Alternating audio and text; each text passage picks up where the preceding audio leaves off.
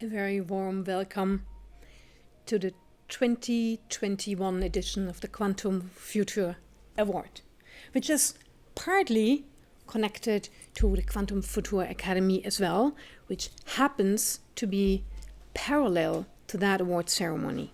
So this award has a reputation for being two things: tough and fun. And as last year, we are as live as it gets. In this particular case, that means live stream.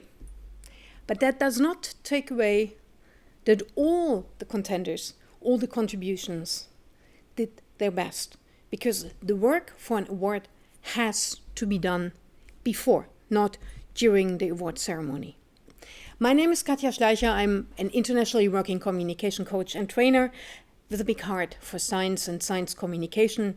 And that's why I'm very happy to be able to moderate this award and to guide you through the next 90 minutes, where we will see and hear and listen to 10 wonderful, thrilling contributions, all having to do with quantum technology.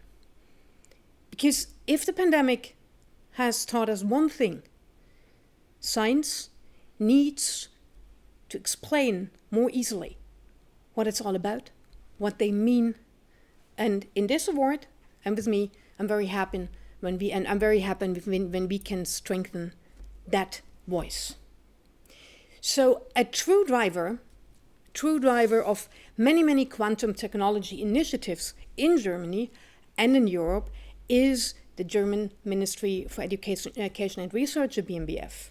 With me here in the studio, and I'm very happy about that, is Professor Dr. Ina Schiffer, who is heading within this ministry the Department of Research for Digitization and Innovation. A warm welcome. She's a physicist herself, specialized in critical infrastructures and security of IT systems. One of the topics that has become more and more important, and where I think quantum technology can play an important role in that. Most importantly, within the ministry, she is driving quantum technology projects, which is, technology-wise, one of the most important things that could happen in the next couple of years. And that's why the ministry wants to be at the forefront of that development. So we come back to her later. In a while, I will introduce the other members of the jury to you. Every year since 2018, young scientists, engineers can apply for that award, either with their master's thesis or with their PhD thesis. This prize is awarded for excellence in quantum technology in many different departments and many different topics. And it's sponsored and it's chaired by the German Ministry for Education and Research. So since June, a jury with scientists and entrepreneurs has looked through all the different applications. And we are happy that the 10 best of them are here to present the results of their work. So the award comes with a nice prize. The winners are taking away prize money of 6,000 euro to be worked in a study or study travel or even in lab equipment. That is up to you, but not in cash. And the two winners of the second prize are awarded 4,000 euro. So before I hand over to Ina Schiffer as chairwoman of the prize, let me introduce the other two members of the jury today. Professor Oliver Benson is from the renowned Hubbard University in Berlin. A warm welcome from my side. He is a professor for experimental physics, and in our talk before that, he said, we always need time to set up a couple of our experiments, which now, when we do it online, is a little shortened. His special interest is in talent development of young scientists. Furthermore, he is involved in the strategy process of the Ministry of Education and Research. Professor Benson, what did surprise you most in all the applications you've been looking through? Well, it's still remarkable what the progress is and how fast it moves forward. So in particular, looking back the last 10 years, but maybe also looking back the last 3 years, huge progress has been made. I'm looking more on the experimental side, being an experimentalist, but this is most impressive and still impressive to me. I hadn't thought that this would be possible maybe 10 years ago. Yeah, time flies, right? In the quantum world, it seems like that 1 year is like 10 years, right? Thank you for that. From the industry side, we invited Dr. Alexander Regnert, who is a startupper. He founded companies, and of course, he is a physicist himself. He has founded a company that specializes in cryotechnology. So, as we know, data storage need energy and warmth, and mostly they are heated. So, and you are taking care for the good cooling, am I right? And as an entrepreneur, you've been involved in the selection of this award. What did you find most appealing so far? I found most appealing that we have a really broad range of applications. So we're talking about applied quantum technologies, and it's really amazing to see both experimentalists and theoretical work in the field of applied quantum technologies, where we can see that this has become very hands-on nowadays. So that's really great to see, and I very much look forward to the presentation of the candidates. The jury is involved in a pre-selection since June, and the pitches today can all of this give an additional boost. So the awareness for the next big thing, quantum technology, now that is something you altogether already created with your application, even if you do not win the prize in the end. Most importantly, from the political side, this award has a strong sponsor and content supporter, that's the German Ministry of Research and Education. And Professor Ina Schiffer is one of the chairwomen since last year, although the prize is already a couple of years older, and is one of the parents of that prize. And that's why she has the first word of welcome. Ina Schiffer. Thanks a lot. I want to make one correction. Although I know most of the people here are physicists, I'm computer scientist and engineer, and I hope to see more of those also in the field of quantum computing. But maybe we can come to that later on. So, dear participants, dear quantum enthusiasts, dear colleagues, dear esteemed finalists, you are already a winner. Please take that with you of this Quantum Future Award. Thank you for joining us. It's really great pleasure to be here on behalf of the Federal Ministry of Education and Research, and I also can give you the best greetings from the Minister, Ms. Karliczek. So as we all know, quantum technologies promise to deliver disruptive change in areas such as data security, communication, sensing, and computing. It's exciting because ultimately we want to use this disruptive potential to benefit our societies and to improve the way we live and work.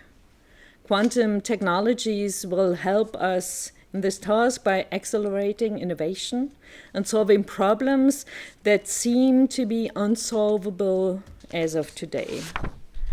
So I know that achieving societal impact may be well ahead in the future.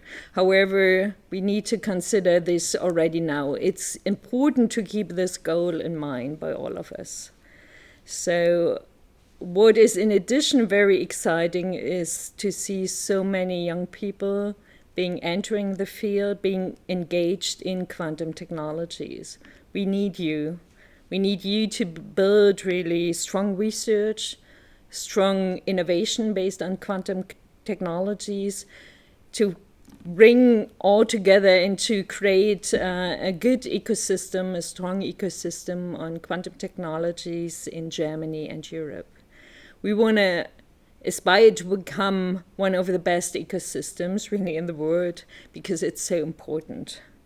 And to create good conditions for such an ecosystem, we try to find good measures and launched several measures already, because one of the good things in all the crisis was that it brought additional push for quantum technologies. We received additional research funds to support initiatives, projects on the scientific and on the industrial side, and to support education and outreach, because quantum technologies are not that easy to comprehend. So let me give you two small examples. One is a big one. It's this financial support, which is up to 1.1 billion euros in the upcoming years on quantum technologies. We try to find good projects on hardware, on software, on both together, on processor side, on cooling equipment, to come up at the end with high-performance quantum computer, which is made in Europe, basically, which is designed in Europe, and hopefully also for which many components come from Europe. And for that, we need collaboration between academia and industry. It's really critical to be at the cutting edge and to have the transfer to the building of the quantum computer in mind. And secondly, as I said before, education and outreach is likewise important. And for that, we also try to focus on the promotion of young talents like you, to support networking and science communication. So beside this Quantum Future Award, we do have, for example, the Quantum Active Initiative, which supports projects that reach out to pupils, students, and the general public.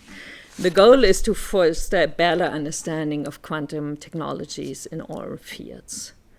So getting back to the strong ecosystem, so what does it need in addition? It needs not only you, but it also needs international ties and collaboration to spread across the international field with all the partners that are in this field active. So I'm, in that respect, also particularly pleased to welcome all the participants of the European Quantum Future Academy 2021 into this audience.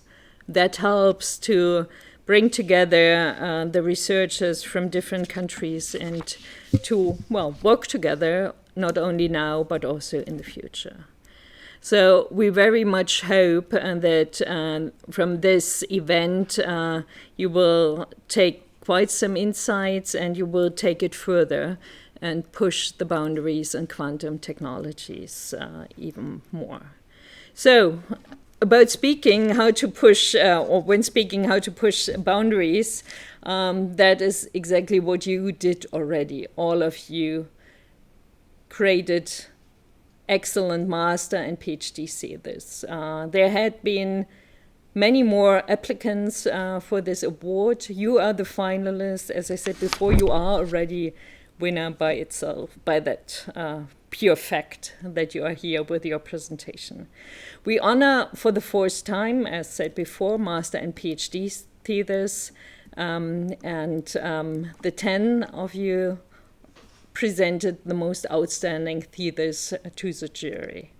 So your thesis are on specialist algorithms for noisy intermediate scale quantum computers, or on gate optimization for gate-based quantum computing, or about electronics for scalable quantum processors. And I cannot present all, but you're going to do that anyway. So it was very impressive to see the quality of your thesis, and we are really looking forward listening to your award pitches. We are sure that both together is important when doing research. So you need excellent results, but you also need to be able to explain what you do, why you do it, what you achieved in your work, and that needs to be done over and over again. You will see it later on in your professional career. So, but as we've seen in the years before, many excellent presentations, this year also we will select an audience award, which is, so to say, chosen by all the participants in this award session. And when the jury, so to say, has the last discussion on the winners, I want all participants to vote online for the best pitches you see today. So this is, so to say, a next chance for all the presenters today to see if you make the best pitch for the presentations. Last but not least, I want to give special thanks to the jury members. We have here Professor Oliver Benson and Dr. Alexander Regnat, as presented before. I also want to thank Professor Christian Groß. You all supported us very actively in the evaluation process and in the, so to say, pre-assessment. So, well, I talked already too long, so we are all very excited to have you here. Thank you for your work, thank you for your application, and we really look forward to your presentations. We say good luck, and we ask you to continue in research, to continue also to work interdisciplinary, and to consider here or there also to do the next entrepreneurial step, because that's important for the transfer, as I said before. We all need together to find the next breakthroughs, and maybe it's one of your results. So thank you for your dedication, for your commitment, for your engagement, for your upcoming research work as well. And good luck. Thanks. Thanks for your encouraging words, Ina Schiffer. And the audience award, it does make it even more exciting, doesn't it? Because it gives it a different perspective. Am I right here? So? Right? So, dear interactive audience, sharpen your pens. It is up to you to decide about who is getting that award, right? It's not always an exclusive science communication training afterwards, but we come to the prize later on. After having heard the 5 master and the 5 PhD thesis, there will be a break for the jury to decide on the winners on the scientific side. So, and that is exactly the moment where you will see a screen in the link, a link in the screen window. That's the way it goes, right? You will have access to that link, get a code, and then you can vote. Just you, your voice, for the best presenter in your personal perspective, right? 15 minutes break, that will give you enough time to decide. What you have to do before is to pick pen and paper, truly analog, and take some notes. Because you have to remember afterwards who said what, and after 10, whom did you like most. So do not forget, when you listen to the pitches, that in the end you'll be asked to vote. Ready?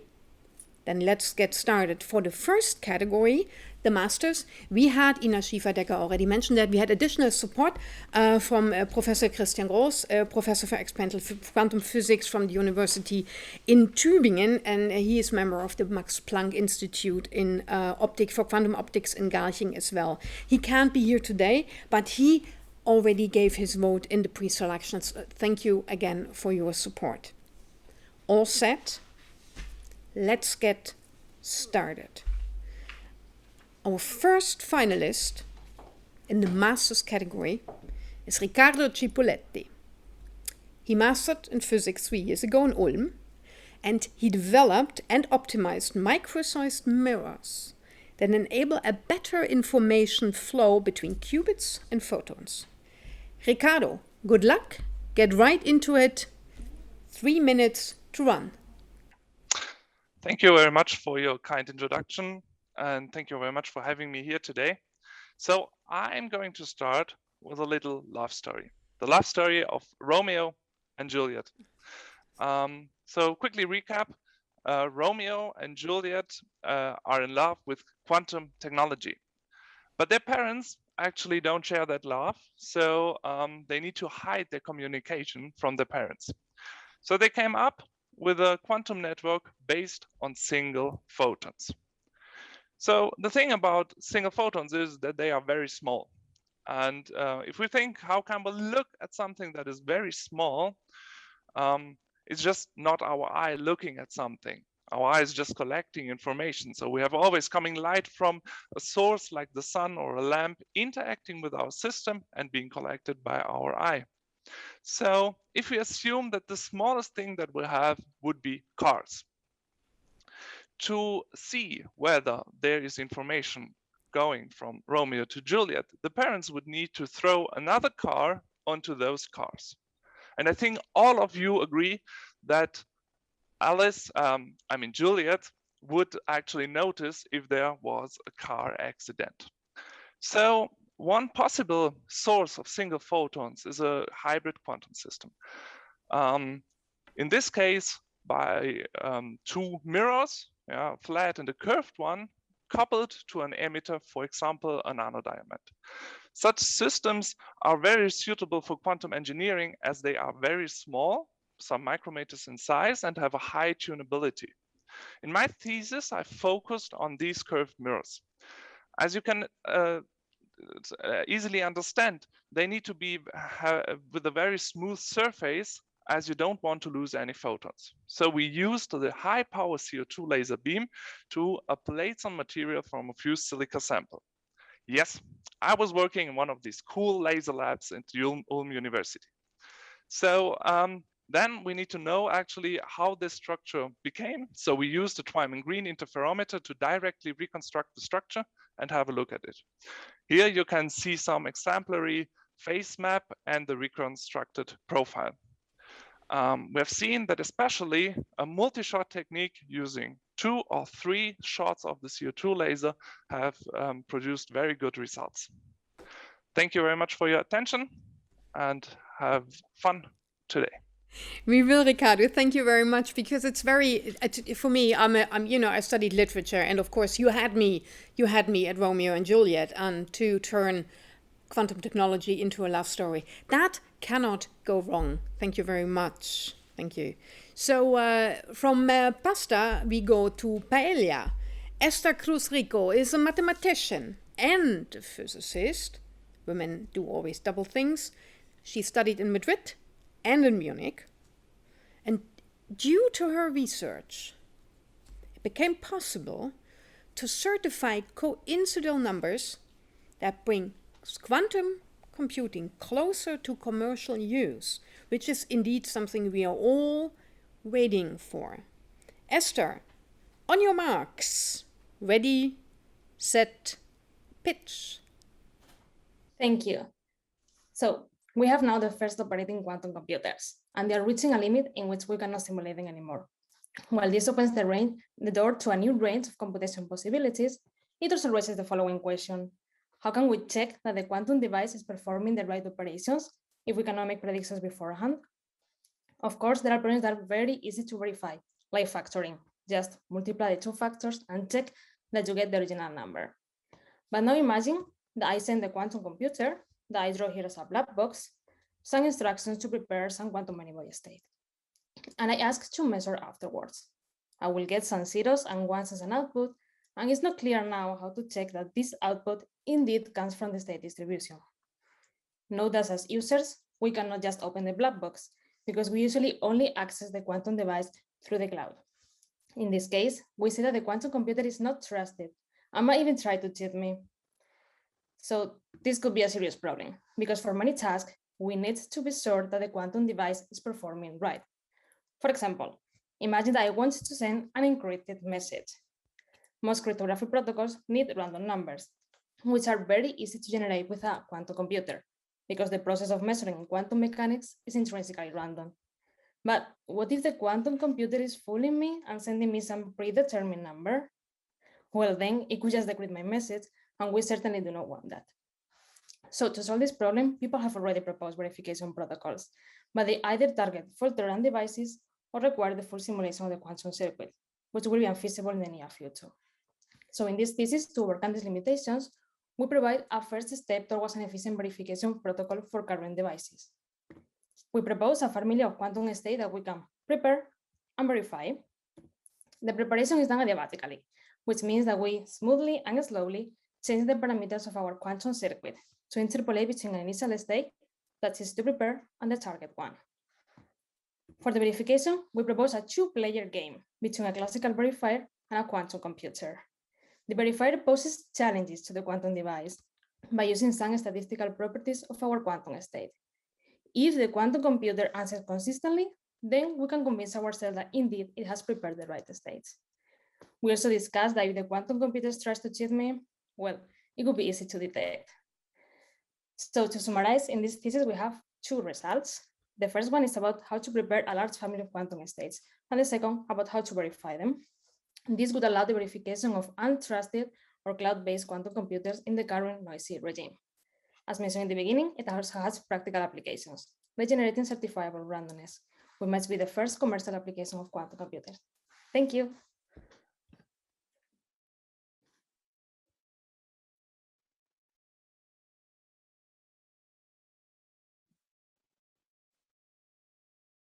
Skill, or the most important skills, besides next to being smart, that young people that want to do that need to bring to quantum technology? What does it take? Well, maybe one has to be somehow looking in two directions. So on one hand, you have to be focused on your own research, of course. Mm-hmm. But since quantum computing is still a very interdisciplinary field, you have to be open also to other areas which may be far away from you. So you have to deal maybe with some electronics, but you also have to know about the algorithms, or you have to develop quantum states, but you also have to know the boundary conditions in a lab. And that's quite challenging, and I'm very much impressed how our candidates were able to master these tasks. Yeah. Thank you very much. And indeed, the interdisciplinary aspect seems to be gain more and more awareness and attention in the quantum technology arena. And let's follow Johannes Jacob Meyer now to Copenhagen. Johannes, are you in Copenhagen? Is that right? No, I'm actually pretty close. You're back in Germany. Okay, but this is one of the beautiful things in times where we meet each other very much online. It's very hard to tell where people are, right? Yes. So you were doing research on developing algorithms that will many problems, will solve many problems that are not tackled at the moment. You were studying in Berlin. Yes, you are now in Berlin, indeed. Johannes, developing algorithm is the next big thing. So the algorithm stage is all yours. Yeah, thank you for the introduction. So quantum technologies, especially quantum computers, will end global warming and world hunger. Yeah, headlines like this, they come directly from the quantum hype machine. And I think we all agree that this is a little bit too much. But I really do believe that we can use quantum technologies to push the limits of what is possible. And it is our duty as researchers and industry partners to make it happen. And one technology that I believe can soon outperform classical techniques are quantum sensors. A quantum sensor it exploits quantum effects to improve the precision of measurements and therefore allows us to get better microscopes or MRIs. But the performance of quantum sensors is still limited. One factor is noise, as with any near-term quantum technology. Another one is that the underlying hardware platform usually has limited capabilities. It's therefore crucial to optimally design sensors to cope with these limitations. But designing quantum sensors is becoming pretty hard pretty quickly if done on a classical computer. And therefore, in my thesis, we propose a different approach, namely to use quantum technologies themselves to design quantum sensors, and in that way to perform quantum-aided design of quantum technology. And to do so, we take inspiration from near-term quantum computing and use a hybrid approach. And there, a classical controller is combined with a quantum device that models the quantum sensor. And in an iterative feedback loop, we are updating the design parameters of the quantum sensor until we are satisfied with its performance. But to get this satisfaction, we need to measure the performance. And in my thesis, we advocate to use a quantifier that incorporates all aspects of the sensing scheme, including measurements and post-processing. And this really gives us the maximal flexibility. And this maximal flexibility allows us to have a very wide range of applications. So we can use it on different hardware platforms, from optical systems to spin systems. And we can even use it to optimize sensors as they are sitting in the lab. And it doesn't even stop there. We can also make use of a near-term quantum computer to model the quantum sensor and use that as a surrogate in the design process. So in the end, we do not only have a way of really get the most out of quantum sensors, but also promising application of near-term quantum computers. And almost 3 minutes ago, I told you that we, as researchers and industry partners, we need to make quantum technologies happen. And I believe that the idea of quantum-aided design of quantum technologies is a way to do so and to really get the most out of those technologies that are slated to transform our future. Thank you. Thank you very much. It's always good to hear when a young scientist is able to present his or her ideas in a way that are absolutely compelling to the rest of the world. Thank you for that. Ina Schiffer, our next contender, has two completely different studies. He's a philosopher and a physicist. And there is a lot of physicists who have done that earlier. But do you see that we are going to see in natural science more of these combinations, people who do physics or technology and then choose a completely different subject on top? Is that something you are in favor of, or do you see more of these developments? Well, definitely I like to welcome such approaches, because I think evidence shows that many new unexpected insights are exactly at the interfaces between fields or disciplines. Of course, you can always also optimize within one field and find very new results, but I think there are very impressive results at the intersections of different fields. So it's most welcomed. Yeah, and indeed, surprise is luring behind every corner. And that's why we are absolutely excited to have Benjamin Schiffer here, who is indeed a physicist and a philosopher. And he studied at the LMU in Munich, and his thesis combines the strengths of different algorithms in his master thesis. So he not just used one algorithm, but combined the strengths of all of them. Benjamin, 3 minutes on stage are yours now. Thank you. So the first quantum computers are now available. And in my master thesis, I present one novel idea, how to use noisy intermediate scale quantum devices, NISQ, that is the early quantum devices, for the preparation of ground states. Why ground states? Ground states give the configuration of a system with the lowest energy. And these are really important for two scenarios. One, for quantum systems, they give all the properties that are required for applications such as new high temperature superconductors or new molecules for chemical processes. But they're also relevant for classical problems, for classical optimization problems, as they encode the solution to them. You might know about the famous traveling salesman problem. These problems arise in industry every single day. Now, one powerful algorithm to prepare these ground states is the Adiabatic algorithm. The Adiabatic algorithm, as you already heard before, starts in the ground state of an easy problem, a toy problem in the beginning, which is slowly transformed up to the target. The target then has the ground state that we want to prepare, which is very difficult to find. Let's make this picture more detailed. We want to stay all the time in the ground state following these blue arrows. However, we have to be careful. We have to do this very slowly. If there's a difficulty along this path where the ground state becomes very close to the first excited state. Now, the computation time of early quantum computers is limited. So it's crucial to be efficient, where to be slow and where to be fast. However, unfortunately, we do not know in advance where to be slow. And this is the problem I'm tackling in my math thesis. I'm proposing a variational quantum adiabatic algorithm. We split the adiabatic path in parts, and now in a variational scheme, by repeating many speed combinations, we find the profile that optimizes where to be fast and where to be slow.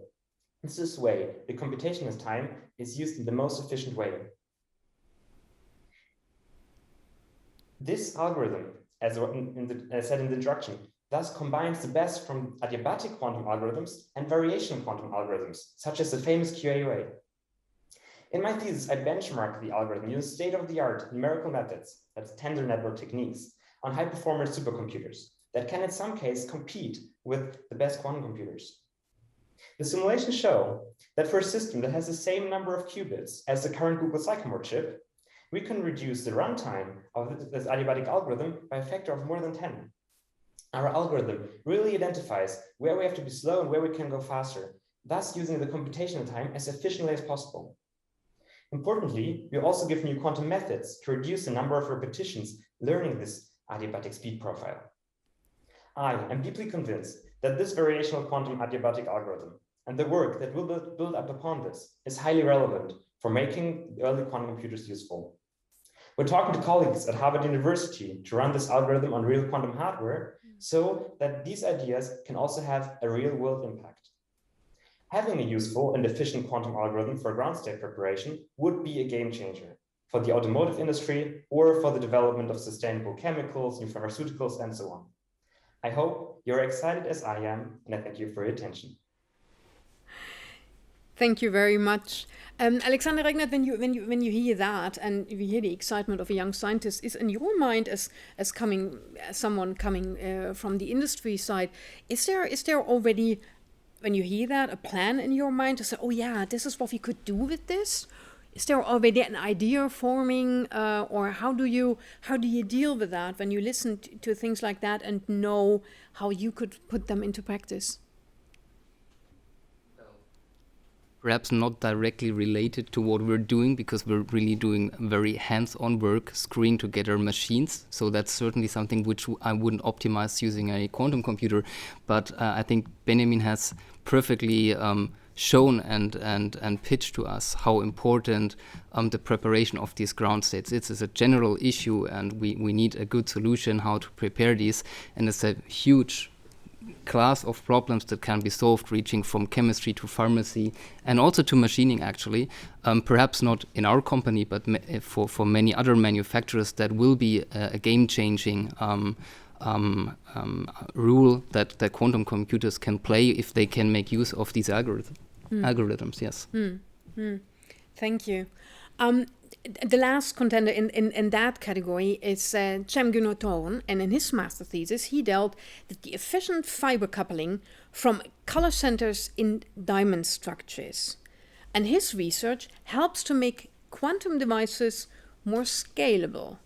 Cem, are you ready? Of course. Let's do that. 3 minutes are yours. Okay. Those of you old enough will remember sitting in front of your computer in the late 90s and connecting to the dial-up internet, waiting and waiting to slowly download your email with a 56 kilobit per second speed.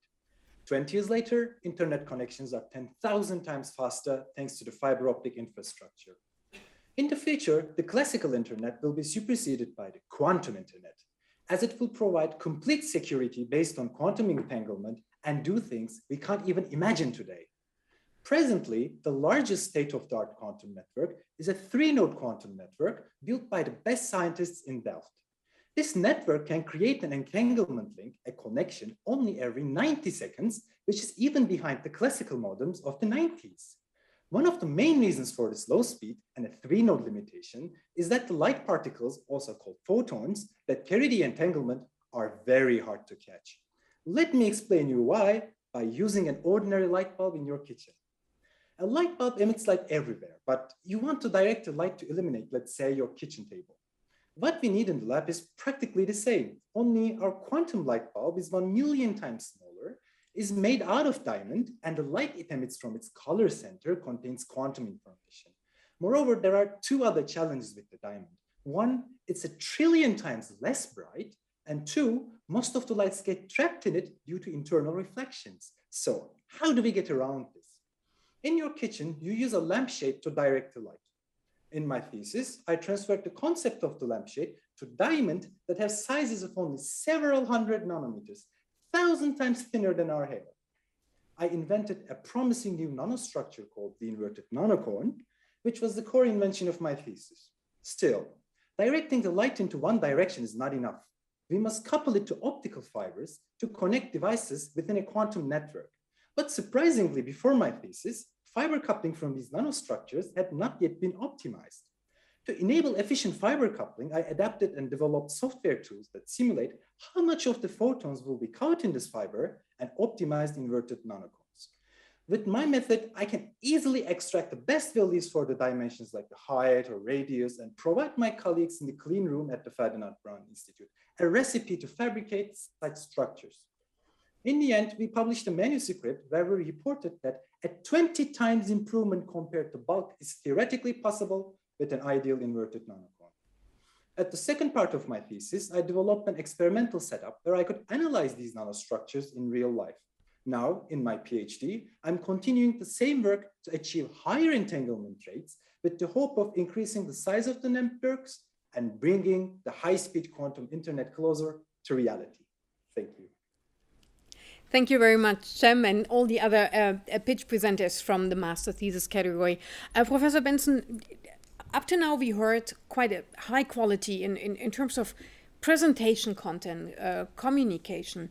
So if you look at the future generation of quantum scientists, what skills do you have to bring to make it in that category? What is important? What do you see? Yeah, we saw very impressive presentations already, and maybe that's a trick. Quantum physics is a little bit hard to explain. That's the very nature of it, that you cannot easily grab it. And so we've seen, I think, very nice examples how to give some analogies, but at the same time be careful enough not to oversimplify things. And that's required, and so we saw 5 very nice examples of that. So complex enough and at the same time yes, easy to understand. That's where the trick is, where the trick lies. Yes, the right balance. So yeah, I think right not making things too simple, because nature is not always simple. Yeah, no, indeed. And I hope it is not, and these presentations have not been easy for you, audience, because this is already, has been the first part. And if you think of the audience award, you have to decide about, this is probably already worth taking some notes. And while you do that, we dive into the PhD category, right? Let's hope that Annabelle Bort has all the qualities Oliver Benson has been talking about, taking it easy enough, explaining things easy enough, but showing the complexity, on the other hand, of all her subject. She joins from Munich, Annabelle, and since this year, she is a postdoctoral ITMP fellow at the Center of Astrophysics from Harvard. And already that is an achievement. So being here means you have even more ambition to win that prize as well. All right, then that's the spirit. That's what we want to see. Annabelle talks about the effects of high-temperature supercomputers. Superconductors, you see? Superconductors. That's important. Annabelle, do it better than me. 3 minutes are yours. Yeah, hi, I'm Annabelle, and I'm very excited to be here and tell you in the next 2 minutes and 50 seconds a bit about my thesis on probing strongly correlated many-body systems with quantum simulation. And yeah, let me tell you why this is so exciting. So 35 years ago, these two gentlemen discovered high temperature superconductivity in the cuprate materials. And what this means is that they found a material which conducts without resistivity at much higher temperatures than previously thought possible. And this has, of course, a lot of important applications, for example, in generators or lossless power transmission. The problem is now that we don't really, until today, know why these materials do it. So there are a couple of things that people agree on. One is that the charge carriers have to move around in pairs through the system. The other thing is that these materials look something like this, and the interesting physics happens in these 2D copper oxide layers. And most people agree on that we can describe this with the two-dimensional Fermi-Hubbard model. So this is now a quantum many-body system. You have fermions with two spins up and down, or depicted here in red and blue. They want to lower their kinetic energy by hopping around the lattice, but they have to pay a penalty U if they sit on top of each other. And if we are now at half filling, so if exactly one of these particles per lattice side, we fairly well understand what happens. So at high temperatures, we just get a metal. And as we lower the temperature, we first get charge orders. So one particle sitting in each lattice side actually. And as we lower the temperature even further, we get spin orders. So spin up wants to sit next to spin down and so on. And the problem is now in this phase diagram, we've been talking about this axis now, but the interesting stuff happens here at finite doping. And finite doping means that we go away from half filling and we put holes into our system so that our particles can hop along. And this is now very hard to actually figure out what happens in this model. And this is where I come in with my PhD. And so what I did is in a lot of detail understand what a single hole does. So if you have your quantum antiferromagnet, and this is just a cartoon picture here, and you put your hole into it, then it wants to move around with this to lower its kinetic energy. But as it hops around, it displaces the spins, and along its path, it creates a string like this. And so here along the string, the spins are now aligned instead of anti-aligned. So this costs us energy. The nice thing is now that we can reduce this to a single particle problem in the description. And this is something that we theorists love. So we can predict a lot of properties, and to compare those properties to some actual simulation of this model, we collaborate with our quantum simulation friends. So they take neutral atoms and optical lattices, and then they can take actual pictures of these atoms that realize directly this model. And so we can, for example, that's something that I spend a lot of time on, directly look for the patterns of these strings and find them in those pictures of these atoms. And based on the description of a single hole, we have now identified a mechanism how two of these charge carriers pair up together. And of course, we hope that this will lead to an understanding of high temperature superconductivity. Thank you very much, Annabelle. Ina Schiffer-Decker, I have to ask a question. You probably heard the question 100,000 times. It may be the 101,000th. When are we going to see more women like Annabelle in this industry? Fortunately, we see them already now, and I hope that we continue this way. The numbers show that, well, it's 50-50 with the, so to say, results in studies, and I hope that up the career we also see those women in later stages. But above all, it's important, I think, that young people join, and those young people are 50-50, and that we learn to also tell young ladies, well, also the STEM disciplines or something that you could do. Mm-hmm. Thank you. Our next contender is Pascal Fonten, and his PhD work is as impressive as Annabelle's because he researched how the quality of Gatta operations on gallium arsenide qubits could be enhanced. Pascal, could you please enlighten us about that subject? 3 minutes. Yeah, sure, my pleasure.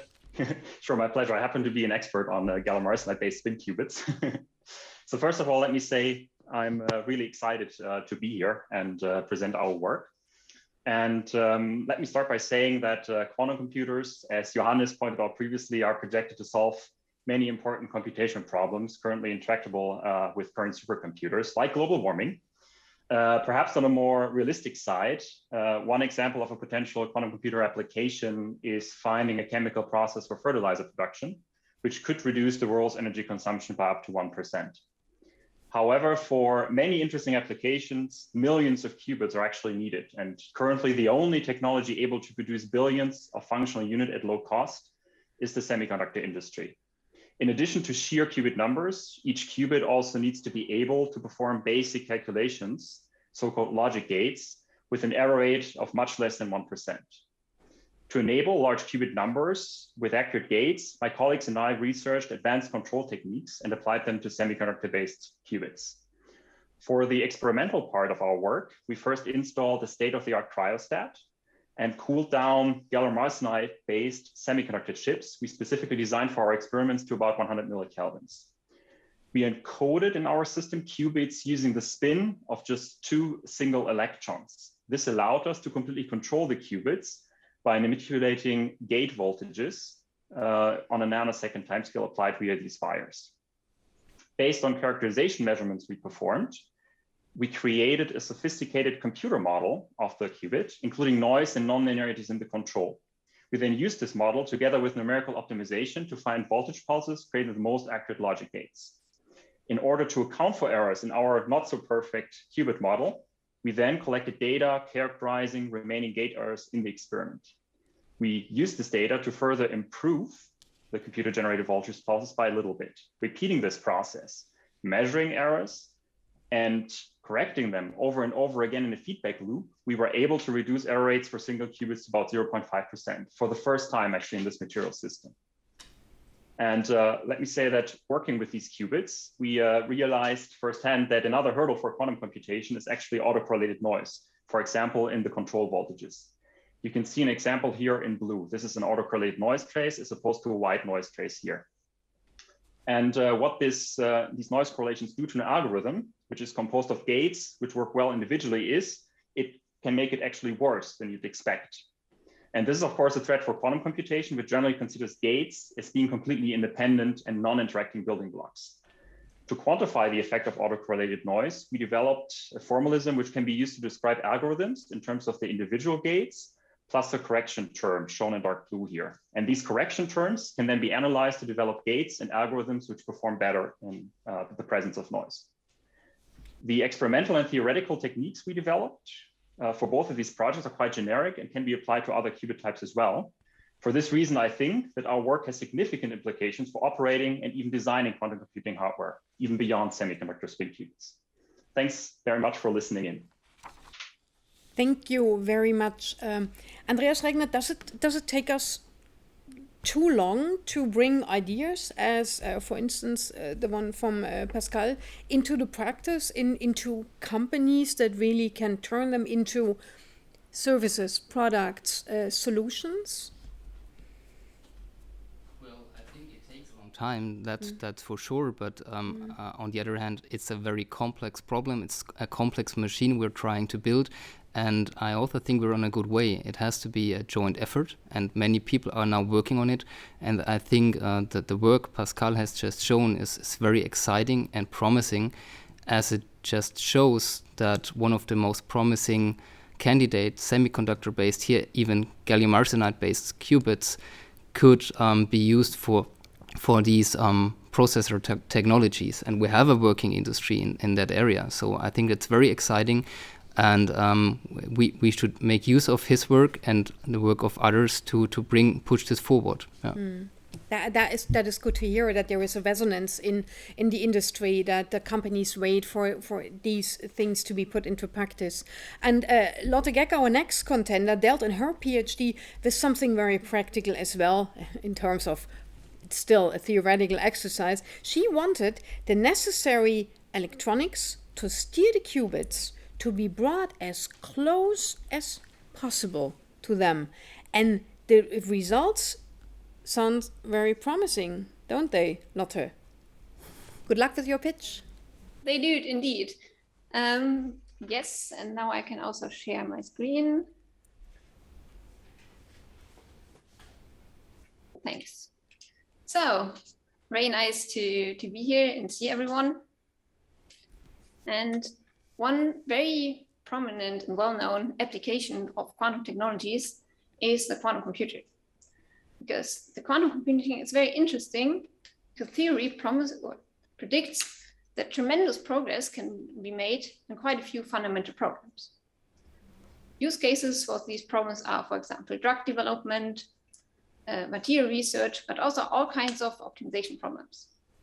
And as already said before, in order to fulfill this promise, the quantum computer needs millions or even tens of millions of qubits, which are the quantum processing units, and can, for example, look like this. Now, while quite a few people do the important work of figuring out how to best build qubits and also how to best operate them, the focus of my work was more on how to get from the current few qubit experiments to an actual compact computer. And in general, there has not been too much research on this so far, but if you want to build a quantum computer, it's very essential. Now, to operate even just a few qubits is quite challenging. Typically, a qubit needs a very sophisticated cooling machine, short, a fridge, and also quite complex signals to operate, and the associated electronics to go with it. And as you can see, this typical experimental setup is quite fitting for a few qubits, but it's not really a compact computer, nor is it usable for millions of qubits. Now, to make this more scalable, it is necessary to especially reduce the numbers of cables connected to the fridge, because cables conduct heat, and this can potentially disturb the qubit. One way to go about this is to use integrated circuits. And these integrated circuits are then tailored specifically to this function, and they also have the advantage that you can directly connect them to the qubit. In my work, I came up with a control system, an electronic control system for qubits, and I took a detailed look on how this could be used to control many qubits. The results are quite promising, but if you want to control a very large number of qubits, there's still further research necessary, also in the semiconductor technologies. Another hindrance to the scalability is also the heat produced by circuits inside the fridge. Then another part of the work of my thesis was to develop a hybrid model with qubits, but also with electronics. Because right now, the interface and also the specifications for the electronics are quite unclear. With this model, it is now possible to simulate how integrated circuits and the noise can affect qubits. And especially on this topic, there are quite a few points still open, which means that there's a lot of research still to be done in the future. Thanks. Thank you very much, dear Lotte. And as you see, all this year's contenders have been already even more practical as the ones last year. And our next one is Patrick Winkel, and Patrick indeed tried something similar in his study, in his PhD thesis, which he did at Reno Karlsruhe Institute of Technology. And he asked himself the question, what are strong quantum processors made of? And especially he had a look in the combination of superconductive qubits with granular aluminium. That seemed to be a very promising combination, wasn't it, Patrick? The virtual stage is all yours.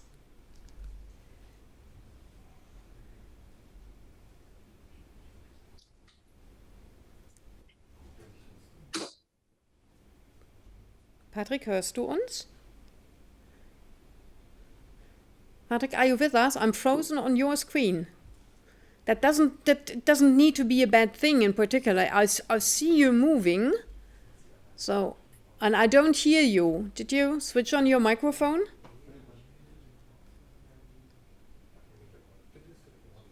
I'm sorry. No. Hello, there you are. That's all. Yeah, that's sorry. all good. No, don't. I'm sorry. Take it easy. Okay. Stage is all yours. Welcome okay. to the show. Thanks. Hello. Hello. My name is Patrick. I'm a scientist at the Karlsruhe Institute of Technology, and the focus of my dissertation was to develop superconducting quantum circuits for applications in quantum sensing and quantum computing. And in both of these fields of research, an important aspect is the implementation and the control of quantum bits. And therefore, on the left-hand side of my slide here, you see the conceptual visualization of a quantum bit. And for that, I'm using the block sphere, where the logical states of the bit are located at the poles of the sphere, 0 here and 1. And the state of the quantum bit is represented by this green arrow here in the center.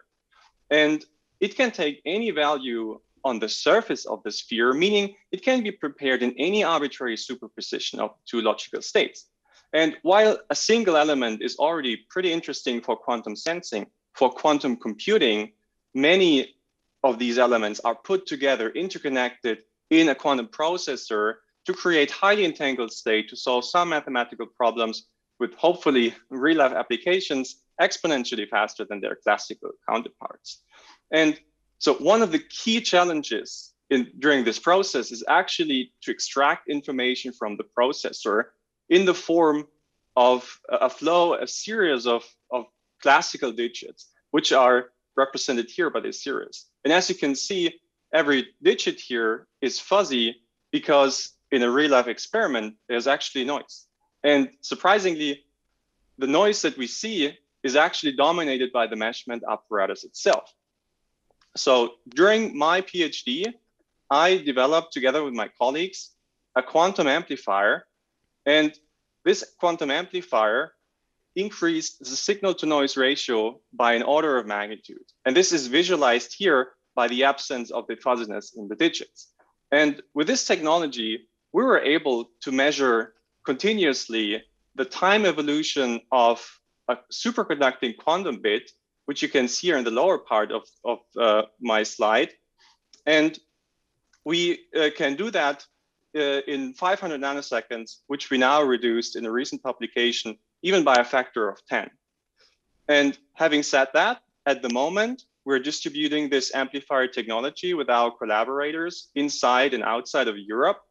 And because this has been a pioneering experiment in Germany, we're writing a patent to protect it for the German quantum industry. Yeah. And with that, I would like to thank you. And yeah, thanks. Thank you very much. And as you can see in the virtual world, you always get a second chance to restart. This is actually is like real life. Thank you for your contribution. For our next contender, our last one in the PhD category, as far as I know, we go to Boulder in Colorado. Is that right, Giorgio? You're still there? Yes, I'm here. Very early in the morning for you, am I right? Yes, the sun is just coming up. Oh, that is beautiful. So Giorgio deals in his PhD with quantum communication.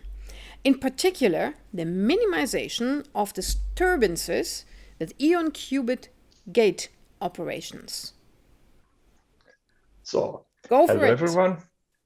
In my research, I work toward the development of a scalable quantum computer based on trapped ions. Scalable means that the physics and technology behind our approach must be able to operate on a large number of quantum bits, not only the few actually used for research. The main achievement of my work was the design, demonstration, and operation of a self-contained universal quantum processing unit, where qubit operations are performed in a scalable way. In trapped ion quantum computing, it is common to implement quantum gates using laser systems. These are much bigger than the trap chip itself, and typically very difficult to control. Instead, I implemented quantum gates using microwave circuits, which are integrated directly into the ion trap. Microwave technology is in a very advanced state thanks to consumer electronics. So microwave signals have the advantage they are much easier to control for high-fidelity quantum gates, which are integrated directly into the trap chip. To interact the ions in the desired way, the microwave field needs to have a very specific shape. So, to obtain the optimal field shape, I had to perform an extensive amount of simulations. The ion-chip trap I designed was then built using a now patented microfabrication process. The most challenging elementary operation for a quantum computer is the 2-qubit entangling gate. For scalability, using quantum error correction protocols are required gate errors of about 0.1% or better.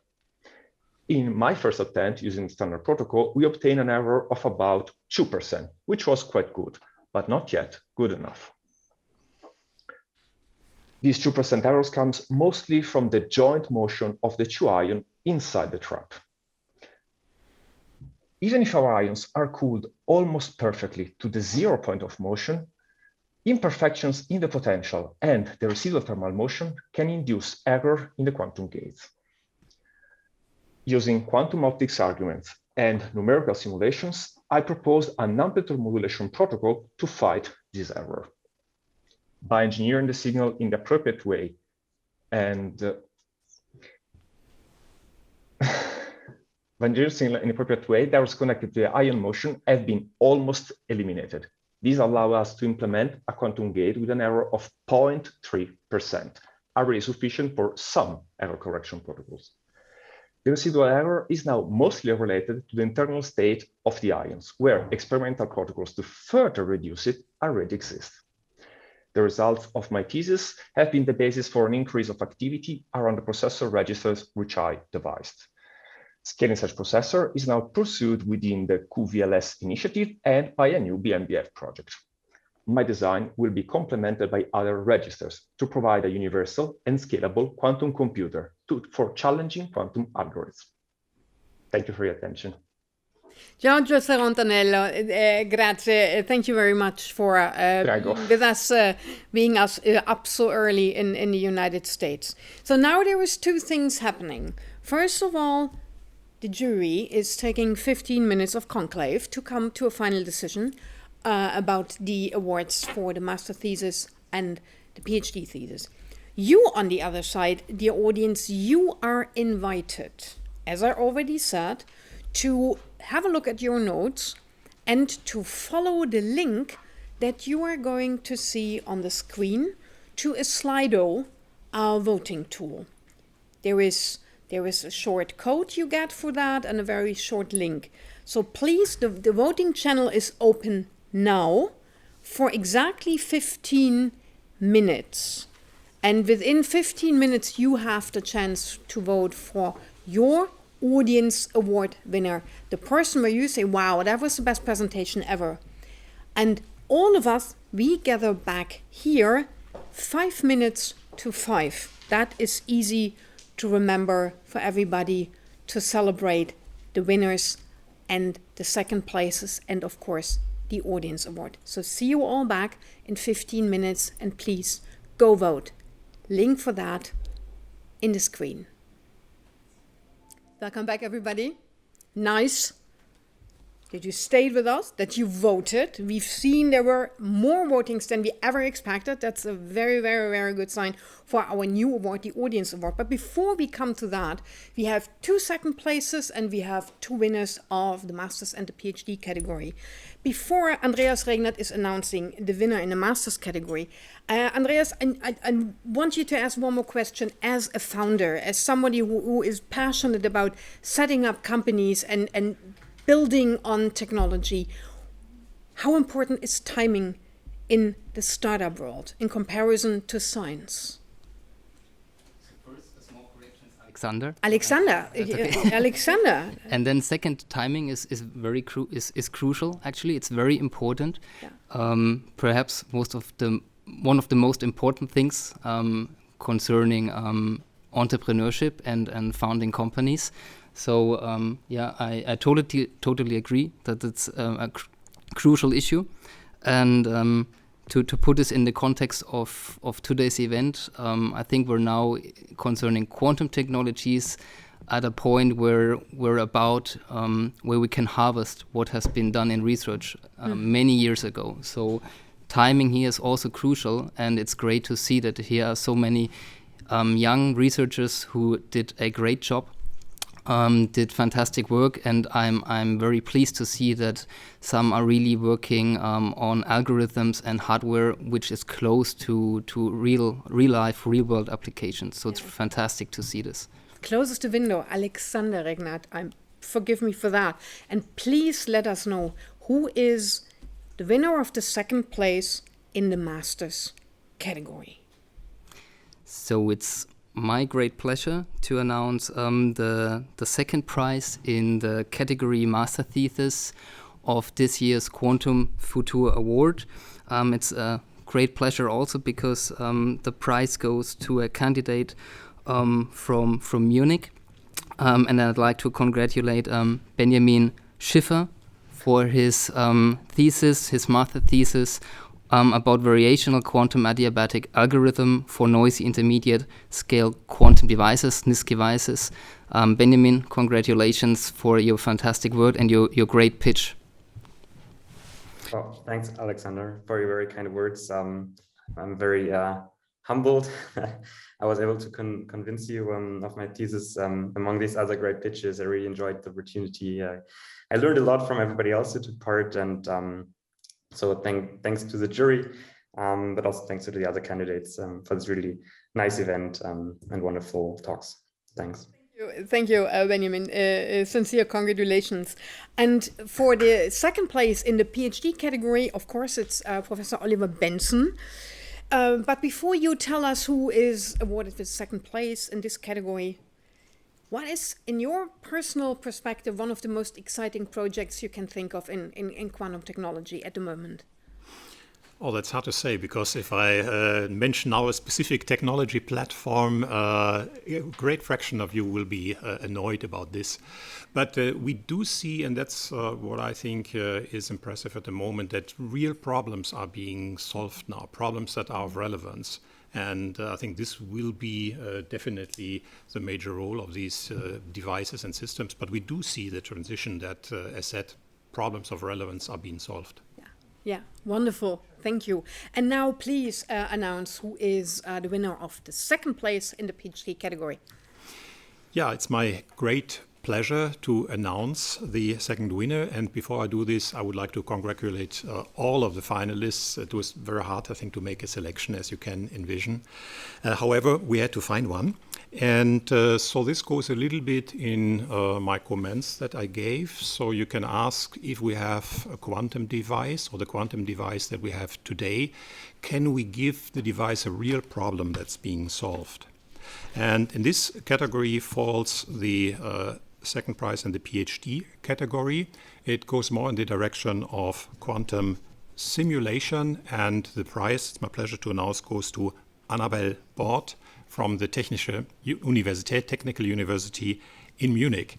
And so we were also impressed about your enthusiasm for science that came out in the pitch, but also the thesis was very impressive, that you can offer hardcore science problems to a simulator and get an answer. Congratulations. Yeah, thanks so much. Go ahead. Thanks so much. This was really a really fun event, and I'm really grateful for the opportunity to be here today.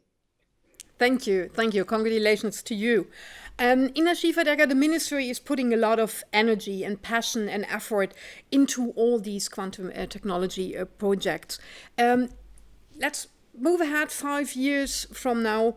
What would be your dream scenario for quantum technology in Germany and maybe even in Europe? Well, thanks for that question. As we all know, there are different fields in quantum technologies. We have heard today about all of them. So sensing, communication, computing, also cryo technologies. So all the supplementary things that we need to make those quantum systems work, as well as the theory. So from theory, we are engineering to application. All of that is important. And I hope that we see more uptake of second-generation sensing in the industry. I hope to see first products on quantum communication, and I hope to get a clearer picture where to scale quantum bits for quantum computing of, so to say, more real application scenarios. Yeah. There are, so to say, I think maybe 5 years are not enough, but I'm sure in sensing and communication. And it will give enough room to everybody who wants to apply for that award next year. But now, without much further ado, who are the two winners in the master category and in the PhD category? Wherever you want to start. Well, thanks a lot. Thanks again to all of you for your great work, for your excellent results, for your very nice, interesting presentations. And it's hard to choose, as always, so it took us quite some time.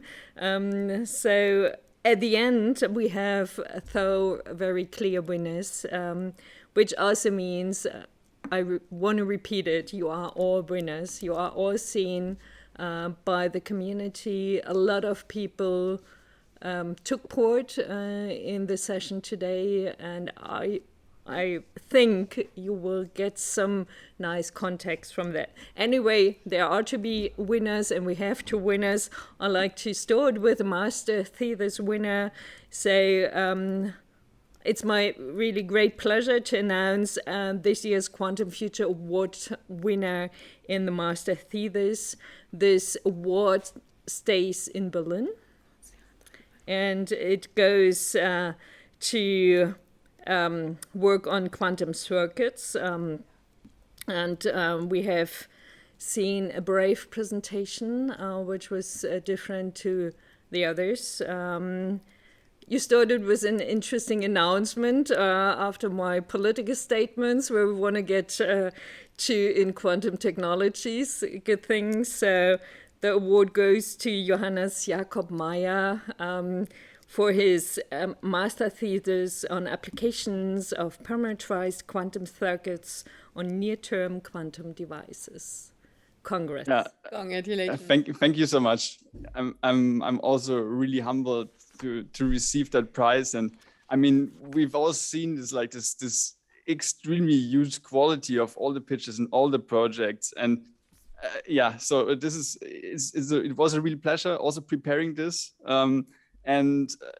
Just thank you so much for giving me that opportunity to pitch here, and for that prize. I think everybody else would have equally deserved it. Thank you so much. Well done. Sincere congratulations. And in the second category, who is the winner there? Definitely. And here again, it's really my great pleasure to announce the year's Quantum Future Award winner in the category PhD Thesis. And this one doesn't stay in Berlin. It goes to another place. It goes to a well-known place, also in quantum technology. It goes to the, how is it,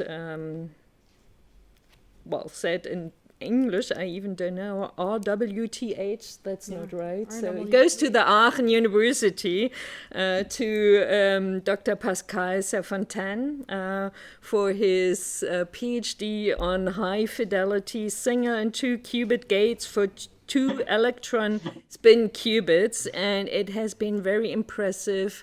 Well, a lot of you worked on error rates and to make qubits more controllable, more stable, to reduce the error rates. So that's impressive. And